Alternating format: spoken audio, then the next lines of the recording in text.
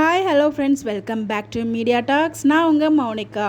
Finally நம்ம சுவாமி bro வந்து பார்த்திங்கன்னா கலாட்டா ட்ரீம் க்ரஷ் மேல் அவார்ட் வந்து வாங்கியாச்சு. ஃபைனலாக வந்து வாங்கிட்டாங்க.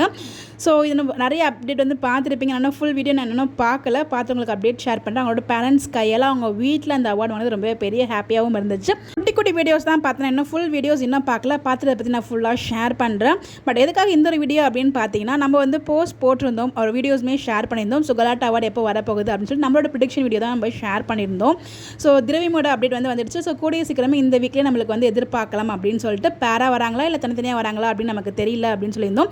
ஸோ கண்டிப்பாக ரெண்டு பேரும் தனித்தனியாகவும் வருவாங்க, அடுத்து பேரா வருவாங்க அப்படிங்கிறதுக்கு இன்றைக்கி ஒரு வீடியோ, நேற்று வந்து வீடியோ மூலமாக எனக்கு கிளியர் ஆகிடுச்சு. பிகாஸ் 3 அவார்டு வந்து டோட்டலாக வாங்கியிருக்காங்க. 2 சிங்கிள் அவார்டு, ஒன்று வந்து பார்த்தீங்கன்னா பேரா அவார்டு வந்து வாங்கியிருக்காங்க. ஸோ அப்படிங்கிறப்ப சரி, பேரா கூப்பிட்டு சிங்கிள் அவார்டு பேரா அவார்டு ரெண்டுமே கொடுத்துறாங்களா இல்லை தனித்தனியாக வைக்க போகிறாங்களா அப்படின்ற டவுட் எனக்கு இருந்துச்சு.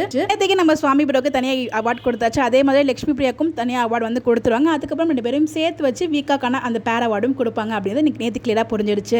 ஸோ நம்ம வந்து திரவியம் அப்டேட் பார்த்ததுமே வந்து பார்த்தீங்கன்னா சொல்லியிருந்தோம். பட் அதில் வந்து நமக்கு ஒருத்தவங்க சொல்லியிருந்தாங்க, ஃபுல்லாக நீங்கள் என்னைக்குன்னு டேட்டே சொல்லாமலே வந்து பார்த்தீங்கன்னா இந்த மாதிரி எதுக்கு தமிழ்லாம் வைக்கிறீங்க அப்படின்னு சொல்லி. ஸோ டேட் வந்து பார்த்தீங்கன்னா அவ்வளோ சீக்கிரம் கான்ஃபிடென்ஷியலாக தான் வச்சிருப்பாங்க கலாட்டா இந்த அவார்டை பொறுத்த வரைக்கும்.